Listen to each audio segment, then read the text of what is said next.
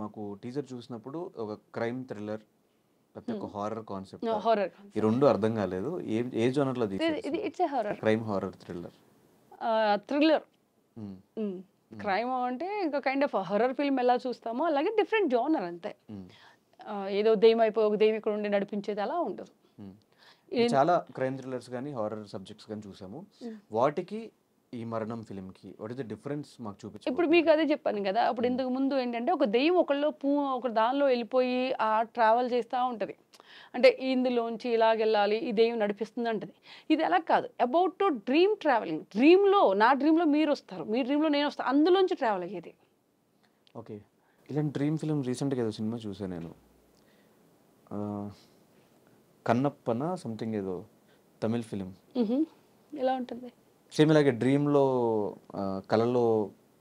కళలో జరిగేది నిజంగా జరిగిద్ది. అందులో అక్కడ దెబ్బ తగిలినా మనోడికి రియల్ లైఫ్లో లేదు, అలా లేదు. అందులో అంటే నేను అంటే ఒక డ్రీమ్లో ఎలా ట్రావెల్ అవుతుంది, ఏం జరుగుతుంది, అది నేను రివీల్ చేయకూడదు స్టోరీని. It's a dream travelling. అందుకని నేను చెప్పాను అబౌట్ డ్రీమ్ ట్రావెలింగ్. ఎందుకంటే మనం రివీల్ చేస్తే మళ్ళీ ఆడియన్స్ చూడాలి కదా, ఏంటి ఆ కళ్ళలో ఏం జరుగుతుంది, కళ్ళ నుంచి ఏమవుతుంది అనేది. అనేది తప్ప కళ్ళలో జరిగేదే బయట జరుగుతుంది అనేది కాదు, అది ఉండదు. ఆ కాన్సెప్ట్ కాదు, మొత్తం డ్రీమ్లోనే జరిగే స్టోరీ. అందులో ఒక పాయింట్ అది, అందులో అది ఉంటుంది. రియల్గా వీళ్ళు వెళ్ళే దారి వెళ్ళుకుంటుంది అలా. సో ఈ సబ్జెక్ట్ మీ దగ్గరికి వచ్చినప్పుడు what is the convincing point ఈ స్క్రిప్ట్ ఓకే చేయడానికి? నాకు క్లైమాక్స్ చాలా బాగా నచ్చింది. ఓన్లీ క్లైమాక్స్ చూసి ఓకే చేస్తారా? అంటే ఆ లాస్ట్ ఫస్ట్ నుంచి వచ్చి అక్కడ స్టాప్ అయ్యి అనుకునేది ఉంటుంది అక్కడ. సో దట్ అంటే ఫస్ట్ నుంచి కూర్చోబెట్టారు కదా ఆడియన్స్. క్లైమాక్స్ ఫస్ట్ నుంచి కూర్చుంటారు. నేనే కాదు కదా, ఇంకో 4-5 ఆర్టిస్టులు కూడా ఉంటారు కదా. అలాగే హీరో ఉన్నాడు, హీరో ట్రావెలింగ్ వేరే ఉంటుంది. సో ఆబ్వియస్లీ కదా, నా యాక్టింగ్ వరకు మీరు అడిగారు, ఆ యాక్టింగ్లోనే నేను చెప్పాను. నేను అంటే ఫస్ట్ నుంచి అబ్బా ఇలా ఉందా అనేటప్పటికి అంటే నాకు క్లైమాక్స్ చెప్పినప్పుడు నేనే షాక్ అయ్యాను.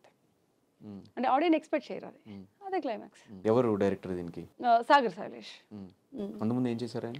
4-5 సినిమాలు చేశాడు. రహస్యం 1, 4, 3 ఇంకేమో మూవీస్ 4 మూవీలు అబౌవ్ చేశారు. ఇప్పుడు మళ్ళీ దీంతో పాటు ఇంకొక 2 సినిమాలు కూడా రిలీజ్ ఉన్నాయని ఈ గ్యాప్లో అవి కూడా చేశారు.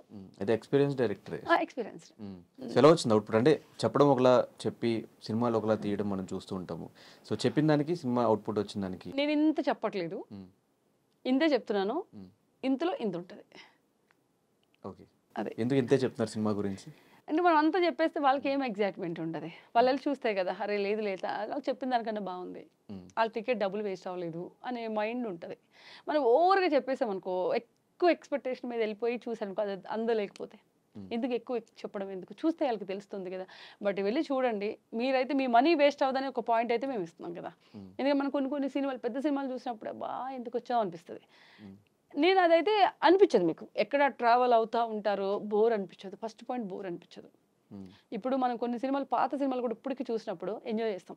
ఫర్ ఎగ్జాంపుల్ ఘరానా మొగుడు అంటే ఎగ్జాంపుల్ చెప్తున్నాను. నేను చిరంజీవి గారి సినిమాలు నేను ఎక్కువ చూసినప్పుడు ఏ రోజు అలానే ఏం లేదు. అంటే నాకు ఎందుకు డాన్స్ పరంగా ఆయన అంటే నాకు చాలా ఇష్టం. నేను ప్రభాస్ గారి ఫ్యాన్. కానీ అప్పుడు టైంలో అంటే చిరంజీవి గారు ఎన్ని డాన్స్ అంటే ఫస్ట్ ఇప్పటికీ చూసేది నేను ఆయనదే. నేను టైం బోర్ కొట్టినప్పుడు ఎక్కువ చూస్తాను అనమాట. అజిత్ గారు, చిరంజీవి గారు ఇలాంటి సినిమాలు బాగా ఇష్టం. ఈ మీద శోభన్ బాబు గారి ఫిల్మ్ కూడా. ఆయన బ్రతుకున్నప్పుడు మనం సినిమాలు చూడలేదు. సో దట్ అందుకే నేను యూట్యూబ్లో ఎక్కువ చూస్తుంటా. ఓల్డ్ ఆర్టిస్టుల సినిమాలు కూడా చూస్తా. ఎలా అనిపిస్తుంది కల్కి ట్రైలర్? బాగుందిగా, మీరే చెప్పాలి. నాకు ఎలా ఉన్నాను, ఇప్పుడు ఆడియన్స్కి ఒక లిస్ట్ పడ్డాం అనుకోండి, మనకి ఇష్టం అనుకోండి ఆ హీరో, ఎంత దారుణంగా చేసినా మనకి నచ్చేస్తుంది మన హీరో అని. అలాగే ఉంటుంది. ఏమో హోప్ ఎక్కువ ఉంది కల్కి మీద. నాట్ ఓన్లీ మీ, ప్రతి ఒక్కరికి చాలా హోప్ ఉంది. డిఫరెంట్గానే ఉంటుంది, బాగుంటుంది అనేది. బాగుండాలి, సినిమా హిట్ అవ్వాలి, హిట్ అవ్వాలి, అంతే అవుతుంది. చాలా గ్యాప్ వచ్చేసింది కాబట్టి. ఈ మరణం సినిమాలో what is the best thing మీకు బాగా నచ్చింది? ఒక అంశం ఏం నచ్చింది బాగా? నాకు ఒక సీన్ ఉంటుంది, ఫ్రెండ్స్ మధ్యలో ఒక సీన్ ఉంటుంది, ఆడియన్స్ కూడా ఎక్స్పెక్ట్ చేయడం అనమాట. సూపర్ ఇష్టం నాకు అది. అండ్ ఈ టెక్నికల్ డిపార్ట్మెంట్ గురించి ఏం చెప్తారు? టెక్నికల్ డిపార్ట్మెంట్లో మాత్రం డిఓపి గారు, లేదంటే music director, editor, they or did very good job అండి. ఎందుకంటే ఇంకో డిఓపి వర్క్ గురించి బాగా చెప్పాలి. మేము అప్పుడు నైట్లో అడవిలో షూట్ చేసేవాళ్ళం. ఎందుకంటే వాళ్ళే కదా మెయిన్. అన్నిటికన్నా అసోసియేట్ డైరెక్టర్స్ కావచ్చు, లేకపోతే కెమెరా క్రూ అవ్వచ్చు, నేను సినిమా చేస్తున్నప్పుడు నా సీన్ కాబట్టి నేను ఎంజాయ్ చేస్తా. వాళ్ళు అసలైన టార్చర్ వాళ్ళకుంటది. అవునా? వర్షం వస్తా ఉంది, అడవి, లైట్లుండవు, ఏముండవు. ఎక్కువ అప్రిషియేట్ చేయాల్సింది క్రూని. ఆళ్ళు కెమెరా డిపార్ట్‌మెంట్ అవ్వచ్చు, అసిస్టెంట్ డిపార్ట్‌మెంట్ అవ్వచ్చు, ఎవరైనా గానీ వాళ్ళు చూసి వాళ్ళు అన్ని అయిన తర్వాత మనం వెళ్తాం. ఇప్పుడు ఒకళ్ళు ఇక్కడ ఉంది ఒక ప్లేస్ చూడాలంటే ఫస్ట్ ఆళ్ళే ఎళ్ళాలి. వాళ్ళే కెమెరా సెట్ చేయాలి. సో, నేను నాకన్నా ఎక్కువ హార్డ్ వర్క్ చేసింది వాళ్ళు అనిపిస్తది నాకు. So, I like them. And not only ఈ ఫిల్మ్, ఏ ఫిల్మ్‌కైనా సరే ఫస్ట్ క్రెడిట్ వాళ్ళకే ఇవ్వాలి. ఆ డిపార్ట్‌మెంట్‌కే ఇవ్వాలి. అండ్ షూట్ అంతా అడవిలో జరిగింది కాబట్టి ఆ అడవిలో జరిగే ఎక్స్పీరియన్స్ ఎలా అనిపించింది ఆ షూటింగ్ భయం. నైట్‌లు 3, 4 గంటలు, 5 గంటలకి వరకు ఆ టైంలో 5 కొంచెం తెల్లారిపోయి అప్పుడప్పుడు వర్షం. 3:00, 4:00 కుయింగ్ కుయింగ్ అని సౌండ్‌లొచ్చేయి. అడవిలో అంటే ఏవో ఉంటాయి గదా! ఆ సౌండ్‌కి కొంచెం నాకు అన్నిట్లికన్నా స్నేక్స్ భయం ఉండేది. మోకాళ్ళ వరకు గ్రాస్ ఉండేదనమాట. అవి మొక్కలు అన్నీ ఉంటాయి కదా! అయి గుచ్చుకున్నప్పుడు కూడా హిచ్చింగ్ వచ్చేసేది. అప్పుడు ఏం చేసేవాళ్ళం కొన్ని రోజులకి నేను 2, 3 రోజులు చూసిన తర్వాత మొత్తం ఇక్కడి వరకు షూ ఏయడం స్టార్ట్ చేశా. Black shoe. ఎందుకంటే మళ్ళీ కెమెరాకి కనిపించకూడదు కదా షూ. ఇంకా అలాగా మేనేజ్ చేసేవాళ్ళం. అండ్ ఇంకోటి లెన్స్, వైట్ లెన్స్ పెట్టుకున్నా. ఆ పోస్టర్‌లో ఉంది కదా! అది కళ్ళు కనిపించదు అది పెట్టుకుంటే. బరువుంటాయి చాలా. ఆ లెన్స్ పెట్టుకుంటే అది తీసేంత వరకు కళ్ళు పెయిన్ వచ్చేస్తాయి. అదొక ఎక్స్‌పీరియన్స్. ఏ అడవిలో చేశారు షూట్? ఇక్కడ చిలుకూరు దగ్గర అటు వెళ్ళాము. ఓకే, తెలంగాణలో షూట్ అయింది. తెలంగాణలోనే. అక్కడే ఆ సరౌండింగ్ ఏరియాలో అటు సైడ్ మొత్తం అంతా ఏరియా. నాది ఎక్కువ 90% షూట్ అంతా నైటే. ఎన్ని డేస్? ఒక 30 డేస్ పైన చేసాం. బాగానే కష్టపడ్డారు అయితే. నైట్ నాకు డే చాలా తక్కువ నేను షూట్ చేసింది. 1 or 2 డేసే. మిగిలిందంతా నైట్ షూట్‌లే. మార్నింగ్ 4:00 వెళ్ళి 3:00, 4:00 వెళ్ళేవాళ్ళం లొకేషన్‌కి ఈవినింగ్. మళ్ళీ మార్నింగ్ 7కి. సో ఈ సినిమాలో ఆడియన్స్‌ని భయపెట్టబోతున్నారా?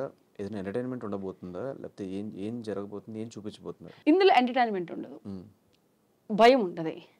But okay. అంటే ఈ సినిమా కాన్సెప్ట్‌లో కర్మ ఫేస్ అని ఉంది కదా! కర్మ ఫేస్ అంటే లైక్ మనం చేసే ఒక మిస్టేక్‌ని కవర్ చేసుకోవడానికి ఏం చేస్తాం? That is the concept. మీకు తెలుసో తెలియకో మనం ఒక మిస్టేక్ చేస్తాము. దాని కవర్ అప్ కోసం ఎన్ని ఒక అబద్ధం చెప్తేనే 10 అబద్ధాలు చెప్పేస్తాం. అవునా?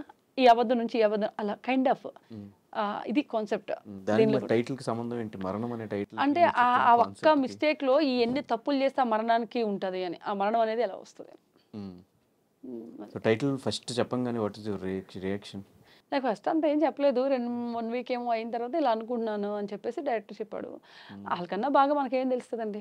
రాసేవాళ్ళు ఆళ్ళు. మీకు ఇదైతే ప్రొడ్యూసర్స్ వాళ్ళు డిసైడ్ చేయాలి కదా! నేను వద్దంటే మానేయరు, నేను పెట్టమంటే పెట్టరు. As artist right? సో వాళ్ళు మనకన్నా బాగా థింక్ చేసేది వాళ్ళే. Producer and director. ఎందుకంటే నేను ఆర్టిస్ట్‌గా చేస్తాను. అది అయిపోయిన తర్వాత వెళ్ళిపోతాం. కానీ వాళ్ళు మనీ పెట్టేది ప్రొడ్యూసరు. డైరెక్టర్‌కి పేరు రావాలి. ఇప్పుడు నాకు ఇది సినిమా చెప్పి ఇంకో 3 సినిమాలు చేస్తానా నేను?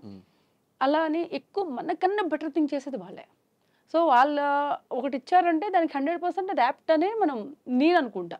ఇప్పుడు నేను తమిళ్‌లో కూడా చేస్తున్నాను. తమిళ్‌లో కూడా అలా టైటిల్ చెప్పారు. నాకు తెలీదు. ఓకే. వాళ్ళ కాన్సెప్ట్ అది. ఓకే. ఇట్స్ గుడ్ అంటాం అంతే.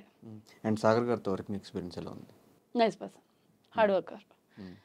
ఒకటేమంటే కంగారు పెట్టేస్తాడు. టైం ఇచ్చి మోకాళ్ళ మీద కూర్చోబెడతారంటారు కదా! అలా ఉంటది. చాలా ఫాస్ట్ వర్క్ చేస్తాడు. అంటే ఒక సీన్ అంటే ఆ సీన్‌ని ఫటాఫట్ మనం డ్రెస్ చేంజ్ టైం కూడా అంత ఎక్కువ టైం ఇయ్యడు. అంతే తప్ప అంటే దాన్ని కూడా నెగెటివ్ అనకూడదు. ఎందుకంటే ఆ టైంలో అయన్నీ చేయాలి. వాళ్ళ ప్రొడక్షన్ కాస్ట్ కూడా